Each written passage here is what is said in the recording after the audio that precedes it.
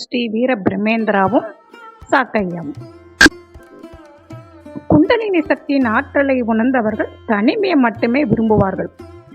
உலக வாழ்க்கையின் மாயையில் சிக்க மாட்டார்கள். அவர்களை போற்றினாலும் மகிழ மாட்டார்கள், தூற்றினாலும் துயரம் கொள்ள மாட்டார்கள்.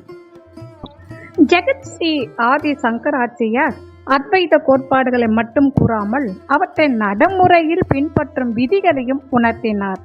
விவேகமற்ற ஞானத்தை உடைய பக்தி சில சமயங்களில் விபரீத விளைவுகளை ஏற்படுத்திவிடும். அந்த சுவாமியின் போதனைகளை மறைந்து நின்று கேட்டுக்கொண்டிருந்த ஒருவன் கண்மூடித்தனமாக செய்த காரியத்தை நாம் இப்போது பார்த்தோம். சுவாமி சித்தை அவருக்கு உபதேசம் செய்து கொண்டிருந்த போது அதே சமயத்தில் திரையின் மறைவில் மற்றொரு நாடகம் அரங்கேற ஆரம்பித்தது. அக்கிராமத்தில் வசித்து வரும் குடிகாரனும் முரடனுமான மடிகா சாக்கையன் என்பவன் நீண்ட நாட்களாக சுவாமியிடம் இறைவன் எங்கிருக்கிறான் என்பதை பற்றி விசாரிக்க ஆர்வம் கொண்டிருந்தான். அன்று சுவாமி சித்தை அவருக்கு உடலின் அனைத்து சக்கரங்களையும் அதன் அதிபதிகளான தேவதைகளையும் பற்றி விரிவாக எடுத்து கூறியவற்றை சாக்கைய அருகில் இருந்த ஒரு மரத்தின் மேல் உட்கார்ந்து கேட்டுக்கொண்டிருந்தான். அவன் சுவாமியின் அனைத்து போதனைகளையும் கேட்டவுடன், அடாடா, இத்தனை காலமாக எனக்கு சாதாரண விஷயம் கூட தெரியாமல் ஆலயங்களுக்கு செல்ல வேண்டும் என்றுதானே நினைத்தேன். ஆனால் இந்த சாது கடவுள் நமது உடலில் இருக்கிறார் என்று கூறுகிறார். கடவுளை கண்டால் முக்தி அடையலாமே. நம் உடலில் 5 கலைகள், 5 சக்திகள், 5 வகையான அக்னி என்றெல்லாம் கூறி இறுதியாக 96 தத்துவங்கள் அடங்கி உள்ளன என்று கூறுகிறாரே. அப்படியானால் இந்த உடலை கூறு போட்டால் எல்லா தெய்வங்களையும் காண முடியும். அவ்வாறு எல்லா தெய்வங்களையும் தரிசித்தவுடன் முக்தியும் அடைந்து விடலாம் என்று எதிர்மறையாக யோசிக்க ஆரம்பித்தான். ஆனால் மனதில் மற்றொரு எண்ணமும் தோன்றியது. ஒருவேளை நான் எனது உடலை கூறு போட்டால் இறைவனை காண்பதற்குள் என்னுடைய உயிர் பிரிந்துவிடும். ஆகையால் நான் உடனடியாக வீட்டிற்கு சென்று என் மனைவியின் உடலை கூறு போட்டு சுவாமி கூறியதை போல் ஒவ்வொரு சக்கரத்திலும் உள்ள தெய்வத்தை தரிசிப்பேன். இதுவே முக்தியடைய சிறந்த வழியாகும் என்று விபரீதமாக யோசித்தான்.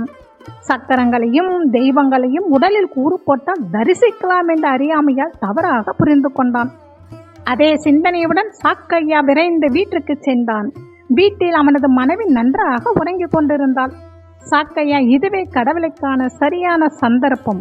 அவள் விழித்து கொண்டால் எனது விருப்பத்திற்கு சம்மதிக்க மாட்டாள் என்று நினைத்து கொரூரமாக அருகில் இருந்த ஒரு கத்தியை எடுத்து தன் மனைவியின் கழுத்தை முதலில் அறுத்துவிட்டான். பின்னர் இதயத்தையும் வயிற்று பாகத்தையும் தொடர்ச்சியாக அறுத்து கொண்டே வந்தான். இறுதியாக கத்தியை தூர எறிந்துவிட்டு தனது கைகளால் மனைவியின் வயிறு, இதயம் மற்றும் தொண்டை பகுதியை பிரித்து பார்த்து அதிர்ச்சி அடைந்தான். இது என்ன கொடுமை! சுவாமி என்னை ஏமாற்றி விட்டார். உடலில் ஒவ்வொரு பாகமும் லிங்கமும் சக்கரமும் தெய்வமும் இருப்பதாக கூறினாரே. அவர் கூறிய ஒன்றுமே இவள் உடலில் இல்லையே. ஏன் பஞ்ச அக்னி என்று கூறினார். சக்கரங்கள் ஒவ்வொன்றும் ஒவ்வொரு வர்ணத்தில் இருக்கும் என்று சொன்னாரே. ஏன் இவள் உடலில் ஒன்றுமே இல்லை? அப்போதுதான் அவன் ஒரு கருத்தை உணர்ந்தான். குருவின் போதனைகளை கேட்டு என்னை உயிராக நினைத்து எனக்காகவே வாழ்ந்து கொண்டிருக்கும் அருமை மனைவியை கொன்றுவிட்டேனே. ஐயோகோ, நான் ஒரு மகா பாவி. நான் கடவுளை காண வேண்டும் என்று வெறியில் என் மனைவியை கொலை செய்து விட்டேனே. அந்த குருவின் வார்த்தையை சத்தியம் என்று நம்பிதானே இக்காரியத்தை செய்தேன். இப்போது நான் என் வாழ்க்கை துணையை இழந்து விட்டேனே. என்ன செய்வேன்? ஏன் குரு போலியான வார்த்தைகளை கூறினார்?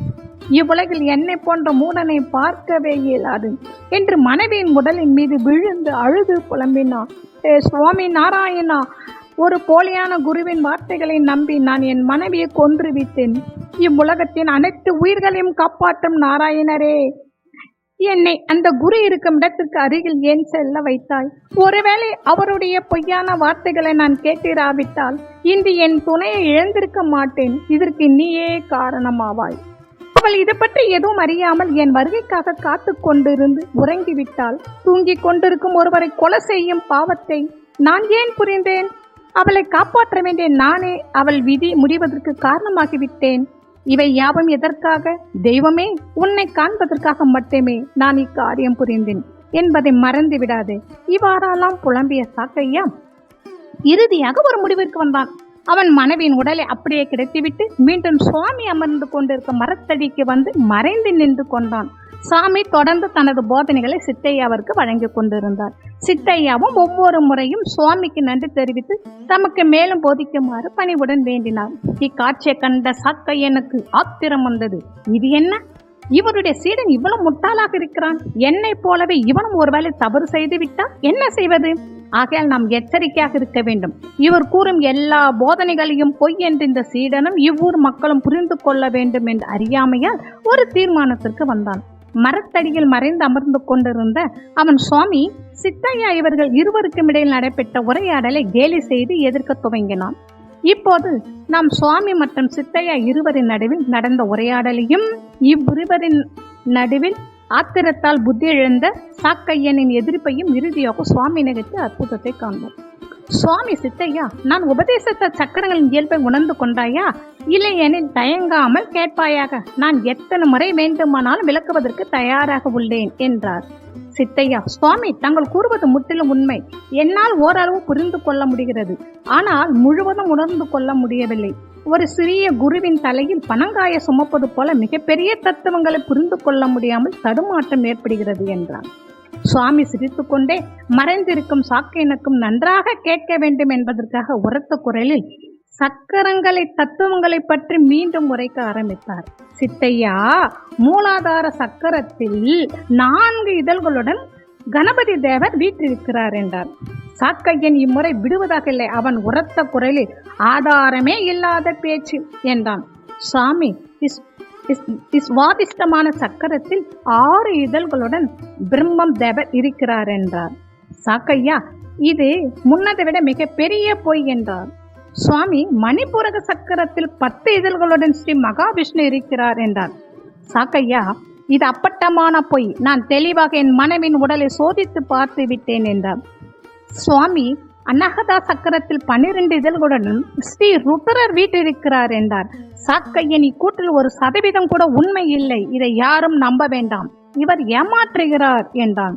சுவாமியும் புன்னகத்தபடி, சித்தா, விசுத்த சக்கரத்தில் ஜீவாத்மா 16 இதழ்களுடன் மையப்பகுதியில் குடிக்கொண்டுள்ளது என்றார். சாக்கையன், தயவு செய்து நம்பிவிடாதீர்கள். இவர் கதை விடுகிறார்.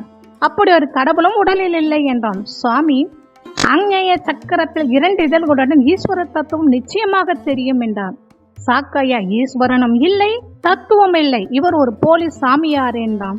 சுவாமி, 7வது இறுதியாக சகஸ்ர சக்கரத்தில் ஸ்ரீ குருமூர்த்தியாக சதாசிவ தத்துவம் 1000 இதழ்களுடன் 10 மில்லியன் அளவு கதிர்வீச்சுடன் பிரகாசமாக தெரியும் என்றார். அப்போது ஆத்திரம் பொறுக்க இயலாத சாக்கையன், அட பாவி, நான் அவ்விடத்தில் முழுவதுமாக அறுத்து பார்த்து விட்டேன். அங்கு ரத்தமும் சதையும் தவிர வேறு ஒன்றுமே இல்லை. எல்லாவற்றையும் விட இது மிக பெரிய பொய் என்றான். சுவாமி சிரித்துக்கொண்டே, சித்தா, நான் இப்போது கூறிய அந்த சக்கரங்கள் இயல்பை காட்சியில் கொண்டு வந்து பக்தியுடன் வழிபடுவாயாக என்றார். சாக்கையன், என்ன வழிபடுவதா? முதலில் அத்தகைய தெய்வங்களே அங்கு இல்லாத போது எவரை வழிபடுவது?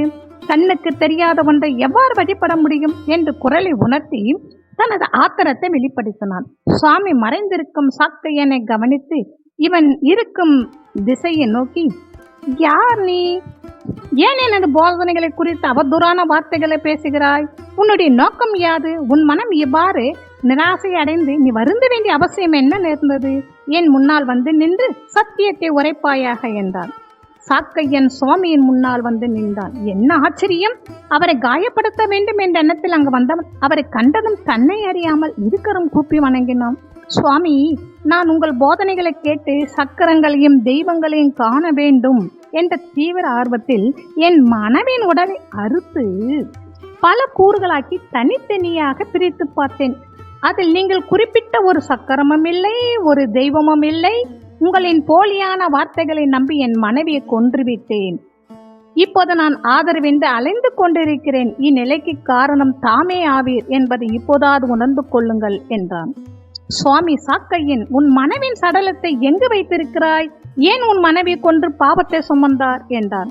சாக்கையன், சுவாமி, நான் தங்களைப் போல யோகி அல்ல. ஒரு சாமானிய மனிதன், கல்வி அறிவற்றவன், முரட்டுத்தனமாக வளர்ந்தவன். என் மனதில் நீங்கள் கூறிய தெய்வங்களை காண வேண்டிய ஆர்வம் தோன்றியது. எனது உடலை அறுத்தால் நான் தாம் கூறிய தெய்வங்களை காண்பதற்கு முன்னர் நான் இறந்து விடுவேன். ஆகையால்தான் நான் என் மனைவி உடைய அன்புக்குரிய மனைவியை கொன்று பாவத்தை சுமந்து கொண்டேன். இனி எனக்கென்று யார் இருக்கிறார் என்று சொல்லி முடிப்பதற்குள் துக்கம் அவன் தொண்டை பகுதியை அடைத்து அவன் வெளிப்பாடாக கண்களில் கண்ணீர் அருவி போல பெருக்கெடுத்து ஓடியது. சுவாமி, சாக்கையா, நீ ஒரு சிறந்த பக்தன். இறைவனை காணும் ஆர்வத்தில் இப்பாவத்தை செய்துவிட்டாய். இப்போது நீ உடனடியாக உன்னுடைய வீட்டிற்கு என்னை அழைத்து செல்வாயாக. உன்னுடைய ஆசையை நிறைவேற்றுகிறேன். உன் மனைவின் உடலை நீ பார்க்க வேண்டும் என்று துடித்த எல்லா தேவதைகளையும் நான் உனக்கு காண்பிக்கிறேன். விரைந்து என்னை உன் வீட்டுக்கு அழைத்து செல் என்று உத்தரவிட்டார். சாக்கையாவிற்கு நம்பிக்கை இல்லாவிட்டாலும் அரை மனதோடு சுவாமியையும் சித்தையாவும் தனது குடிசைக்கு அழைத்து சென்றான். சாக்கையா மனைவின் சரீரத்தின் நடுவில் கிடத்தி அங்கில் இருந்த ஒரு மரப்பலகையில் சுவாமி அமர்ந்து கொண்டார். சாக்கையா, சித்தையா, நீங்கள் இருவருமே என்னுடைய குழந்தைகள். உங்கள் இருவரில் நான் எந்த வேறுபாட்டையும் காணவில்லை. என் கண்களுக்கு நீங்கள் இருவருமே ஒன்றாகத்தான் தெரிகிறீர்கள். இப்போது நான் உங்கள் இருவருக்கும் தேவர்களுக்கு கிடையாத அரிய காட்சியை காமிக்கப் போகிறேன். சாக்கையா, நீ செய்த பூர்வ ஜென்ம புண்ணியங்களின் பலனாக இந்த அனைத்து தெய்வங்களையும் எவ்வித கடின பயிற்சியும் தவமும் மந்திர உச்சாடனமும் பூஜை வழிபாடுகளும் நிகழ்த்தாமல் நேரடியாக காணப்போகிறாய். இவ்வாறு கூறிய சுவாமி அந்த அற்புதத்தை நிகழ்த்தி காட்டினார். குழந்தைகளே, இதுவே உடலின் முதுகெலும்பு தண்டுவடம் என்ற மிக முக்கிய பாகமாகும். இத்தண்டுவடத்தை கூர்ந்து கவனிங்கள். இது மூளையிலிருந்து ஆசனவாய் வரை பரவி உள்ளது. முக்தி அடைய செய்யும் வழியை காண்பிக்கின்றது. இக்காரணத்தால் இப்பகுதி முக்தி காண்டா, மேரு மற்றும் பிரம்மத்தந்தி என்று அழைக்கப்படுகிறது. இப்போது ஒவ்வொரு சக்கரத்தையும் அதன் இதழ்களையும் அது ஸ்தானத்துடன் உற்று கவனிங்கள். எனக்கு தெரிந்த காட்சி நிச்சயமாக உங்களுக்கு கிடைக்கும். கவனிங்கள் என்றார். சுவாமியின் உத்தரப்படி பக்தியுடன் உற்று நோக்கி அவர்கள் கண்களுக்கு மிக தெளிவாக அனைத்து சக்கரங்களும் அதன் இயல்பும் காட்சியளித்தன.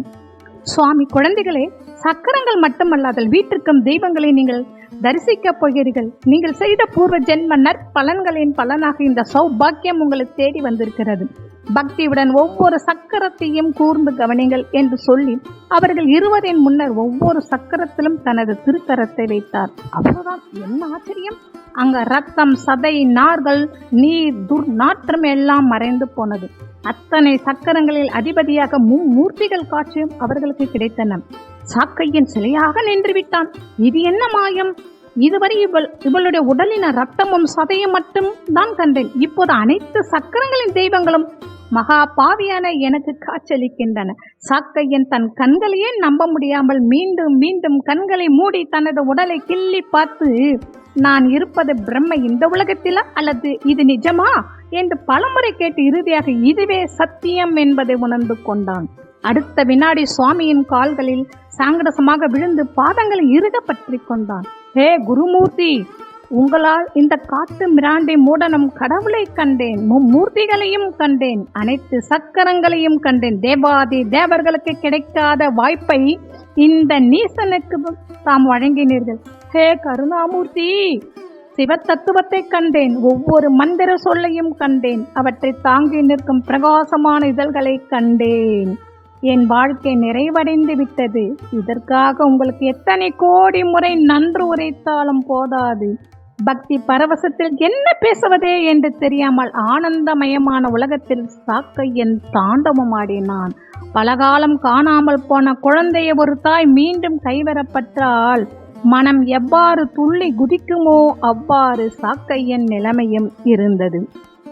ஆனால் அவன் அடிமனத்தில் ஒரு உறுத்தல் அவனை மிகவும் வருத்தது.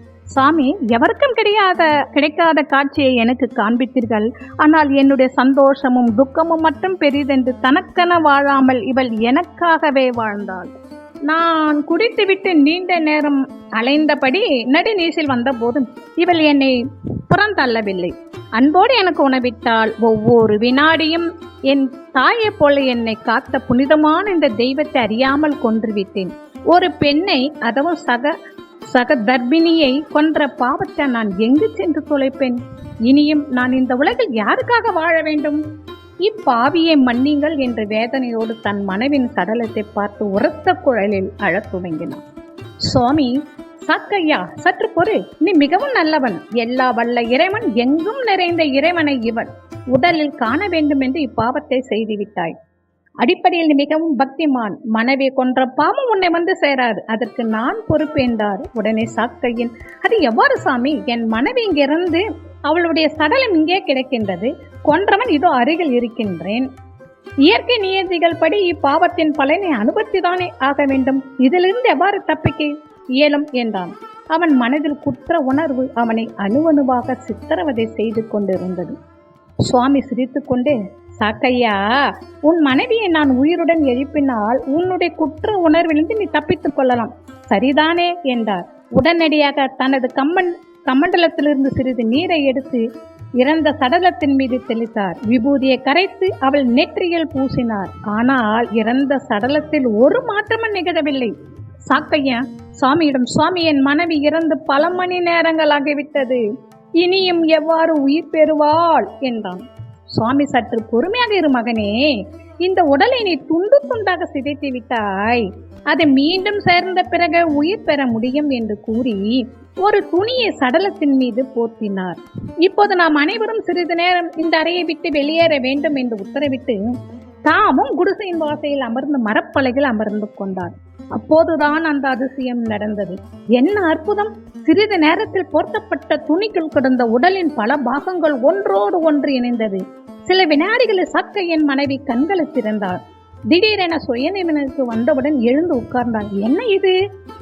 நான் இன்று வெகு நேரம் இவ்வாறு உறங்கிக் கொண்டிருந்தேன். எனக்கு என்ன ஆயிற்று?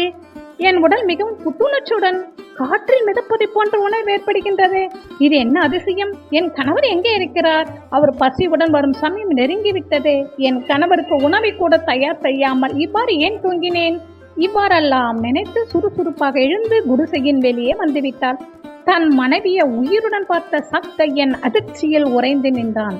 குடிசையின் வெளியில் சுவாமியும் சித்தையாவும் தனது கணவரையும் கண்டவள் பரவசத்தில் திளைத்தாள். இத்தனை காலமாகத்தான் யாரை தரிசிக்க வேண்டும் என்று நினைத்து கொண்டிருந்தாலோ அவரை மும்மூர்த்தியின் வடிவில் தன் வீட்டு வாசலில் நின்று கொண்டிருப்பதை பார்த்தவுடன் ஓடி வந்து சுவாமியை நமஸ்காரம் செய்தாள். ஐயா, என் தகப்பனே, எனக்கும் என் கணவருக்கும் எவ்வித கல்வி அறிவும் ஞானமும் இல்லை. ஒவ்வொரு முறை எங்கள் ஊருக்கு நீங்கள் வருகை தந்த போது உங்களை தரிசிக்க வேண்டும் என்று ஆவலாக ஓடி வருவேன். ஆனால் இவ்வூரில் வாழும் மேட்டுக்குடி மக்கள் உங்களை சுற்றி நின்று கொண்டு இந்த ஏழைக்கு அனுமதி அளிக்க மறுத்து விடுவார்கள். ஆகையால் நான் பல சமயங்கள் மறைந்து நின்று உங்களை தரிசித்து வீடு திரும்புவேன். ஆனால் இன்று என்னுடைய குடிசை தேடி தேவாதி தேவரான தாமே வருகை தந்தீர்கள். நான் காண்பது கனவா அல்லது நினைவா என்று எனக்கே சந்தேகமாக உள்ளது. என் கணவரை புரிந்து கொள்ள இவ்வூரில் எவரும் இல்லை. எல்லோரும் அவரை முரடனாகவே பார்க்கிறார்கள். அவர் மீது இவ்வூரார் கொண்ட பகை காரணமாக ஊரை விட்டு ஒதுங்கி இக்குடிசையில் நாங்கள் வாழ்ந்து கொண்டிருக்கிறோம். இன்று உங்களுடைய கருணையால் நானும் என் கணவரும் உங்களை தரிசிக்க பாக்கியம் பெற்றோம். தமது பாதங்களை தொட்டு நமஸ்காரம் செய்தாலே எங்கள் பரமனர் அனைவரும் முக்தி கிடைத்துவிடும் என்பது அறிவோம். ஐயனே, எனக்கு அந்த பாக்கியத்தை தந்து அருளியதற்கு கோடான கோடி நமஸ்காரங்கள் என்றாள். சுவாமி புன்னகத்தின்படி, அம்மா, நீங்கள் ஒரு புனிதவதி.